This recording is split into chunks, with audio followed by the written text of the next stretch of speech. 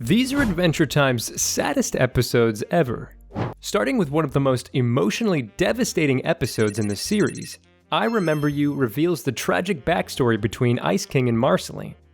So, the Ice King starts by singing a cover of Marceline's famous Fry song, but not to anyone else. He sings it to his pet penguin, Gunther. While singing, he suddenly gets a big idea. He wants Marceline to help him write a new song. The song will impress the Princess of Ooo. He tears some pages from his old scrapbook to use for lyrics. Then he flies straight to Marceline's house.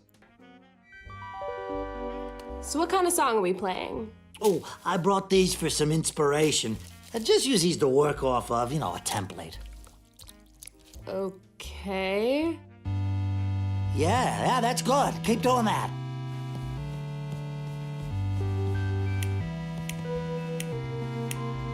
Finn and Jake see him flying by. They quickly think he is up to no good. Marceline does not want to help at first. She says no, but Ice King is stubborn. He flies inside of her house and ends up tangled in his instruments. It looks funny and pretty messy. Finn and Jake come over and think Marceline has stopped him. They want to take him away, but Marceline tells them to wait. She says they are working on a song together. The Ice King then sings a song. It's for Princess Bubblegum and all the other princesses. He tells them he feels very lonely. He says he needs pretty much anyone. While singing, he starts acting wild. He shoots ice bolts at the ceiling. Then he accidentally pushes Marceline. He quickly says sorry. Later he hides in the fridge. Marceline calls him an annoying, pitiful old man. But then she admits she's happy to see him. Ice King is surprised. He thinks maybe Marceline likes him. He asks for a hug, and she hugs him. But when he tries to kiss her, she gets angry. She asks if he really does not remember his past. She calls him by his real name, Simon. This shocks the Ice King. He wonders who Simon is. Then, Ice King takes out his scrapbook pages again. He says he's a lyricist. Marceline shows him an old newspaper clipping. It shows a photo of him before he was Ice King. He's holding the Enchiridion from before the Mushroom War. She finds a photo of herself, too. On the back, there's a note from Simon to her. It shows his pain. The magic crown is changing his mind. He fears losing himself and losing her as a friend. The crown helped him survive after the war, but it also hurts him. Ice King does not remember writing this note. He tells Marceline to read it as a song. He plays drums while he sings. Then she shows him another message. He sings it with regret and asks for forgiveness. Finn and Jake watch from the outside. They don't understand what's happening. Then a flashback shows a ruined city. Young Marceline cries alone. Simon, not fully changed, finds her. He wipes her tears and gives her a stuffed toy, Hambo. This shows their deep bond before the Ice King's story even began. Moving deeper into their shared past, Simon and Marcy takes us back nearly 1,000 years to witness the bond that formed between them in a post-apocalyptic world. This episode opens with Marceline, Finn, Jake, and the Ice King playing basketball at Marceline's house. Finn and Jake wonder why Marceline invited the Ice King. Marceline just smiles and says they have a long, strange history. Curious, Finn and Jake ask her to tell the story. The Ice King, just back from getting water, agrees. Marceline begins a tale from 996 years ago. Simon and young Marcy, only 7 years old at the time, wandering through the ruins of a broken world after the Great Mushroom War. They are looking for food and safety. At the edge of a dark forest, they find a rusty mailbox. Inside, there is only a dead rat. Simon tries to make Marcy laugh by calling the rat their new travel buddy. Nearby, Simon finds an old VHS tape. Without a player or electricity, he stares at it and jokes the movie must be boring. Suddenly, a noise rustles in the trees. Simon puts on the magic crown to protect them, and Marcy looks scared. The crown's magic takes over Simon's mind. He forgets who he is. Without control, Simon blasts ice at the bushes. It's just a deer, but Simon doesn't know. He calls Marcy Gunther and covers her in snowflakes. Marcy throws a snowball and knocks the crown off. The magic fades, but slowly. Marcy makes Simon promise to never wear it again.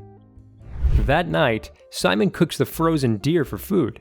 He acts silly to make Marcy laugh. But Marcy is sick. Simon knows she needs rest and chicken soup. He finds an old motorcycle but crashes it. Not wanting Marcy to walk, he pushes her in a wheeled chair to town. They break into a soup shop, but the shelves are all empty. Suddenly, slime monsters appear. Simon fights them with his crown. They escape, but soon face more monsters. Simon must wear the crown again. To keep sane, he sings the Cheers theme song over and over. After the fight, a friendly slime drops chicken soup. Simon uses it to heal Marcy. She hugs him and says, "I love you." Simon, confused, replies, "I love you, Gunter." Simon, you promise.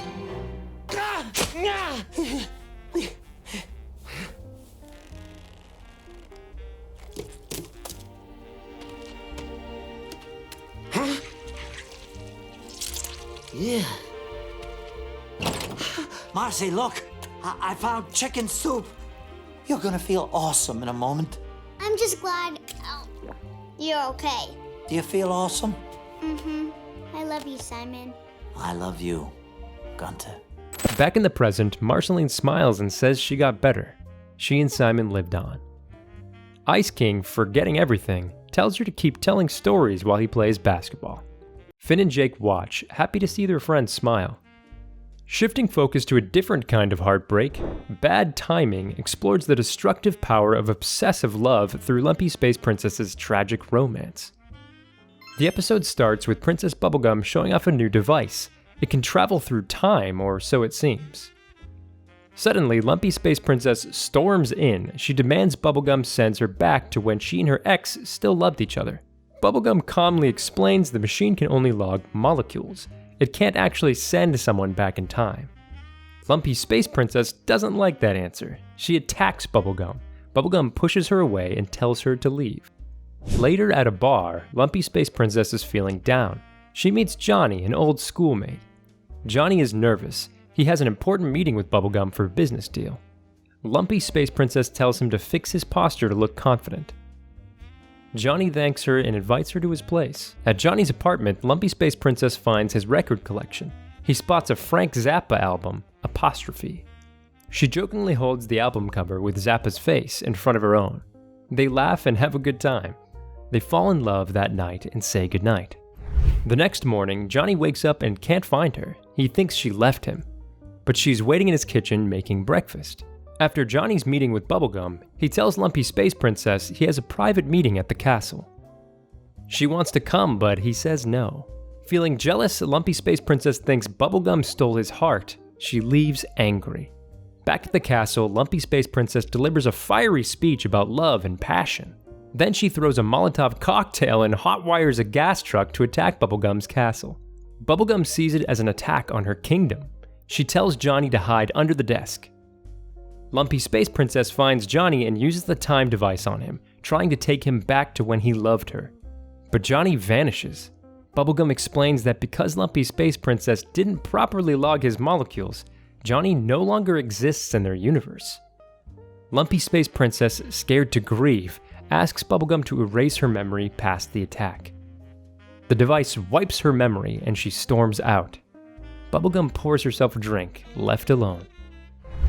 Transitioning to Finn's personal journey of loss, Billy's bucket list deals with grief and the weight of unfinished business left by our heroes. The episode starts with Finn battling Rat Bear in a rap fight in Candy Kingdom. Finn wins and tells Rat Bear he's like his hero. Party Pat overhears and says he thought Billy was Finn's hero. Finn sadly says Billy is dead.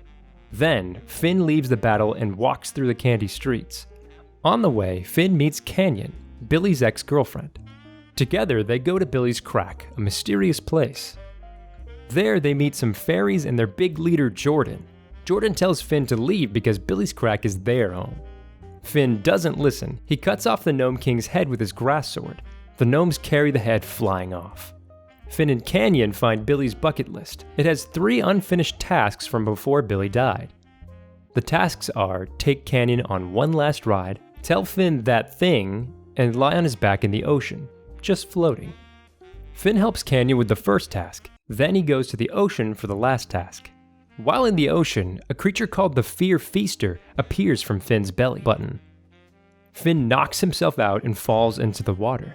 He dreams strangely. When he awakes, he's floating peacefully on the ocean.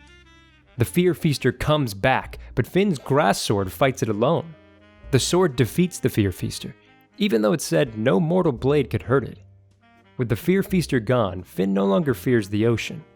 Then, a constellation of Billy appears. It tells Finn that thing, the last task on Billy's list. Billy's spirit tells Finn he must go to the Citadel, where his father is still alive. You must go to the Citadel. That's where your father is. Joshua's not alive. Me and Jake buried him behind the... Not Joshua. Your other dad. Dad the human. What? Your father, Finn. He's alive. He's alive.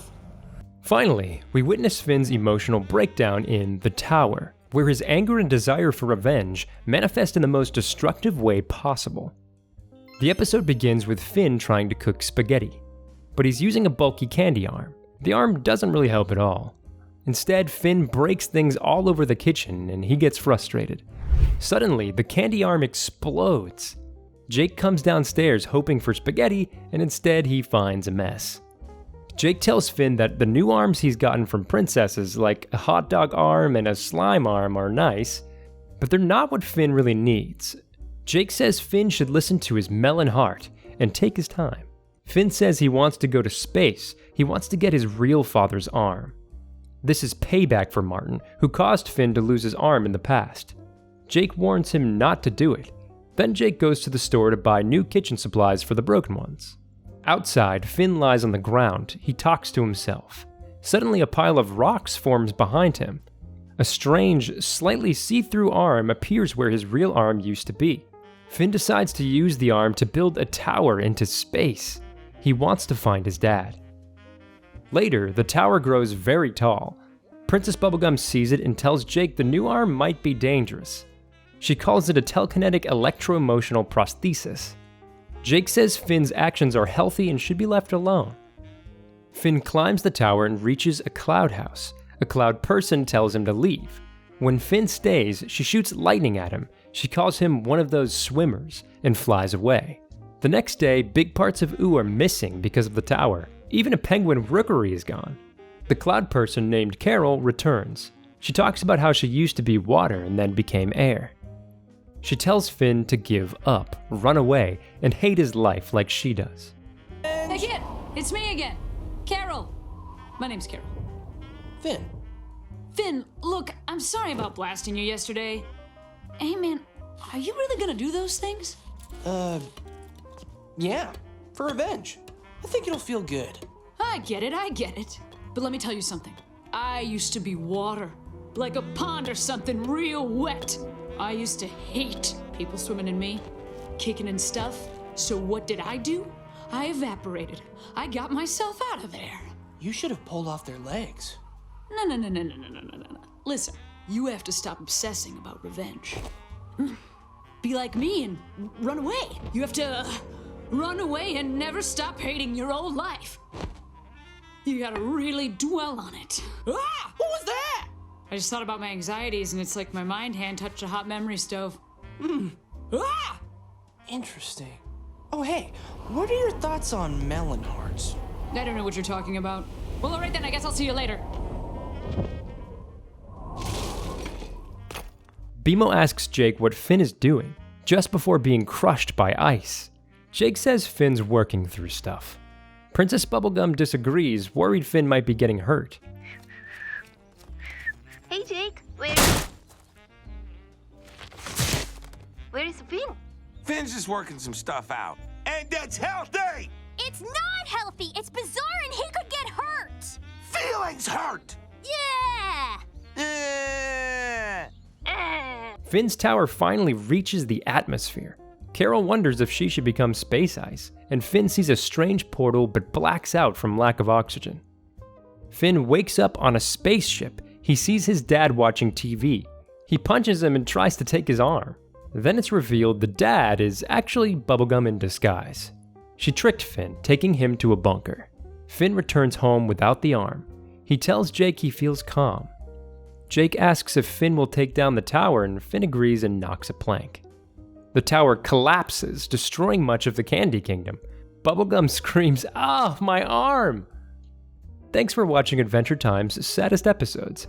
If you love the crazy fun, don't forget to like, share, and subscribe for more awesome videos every single week.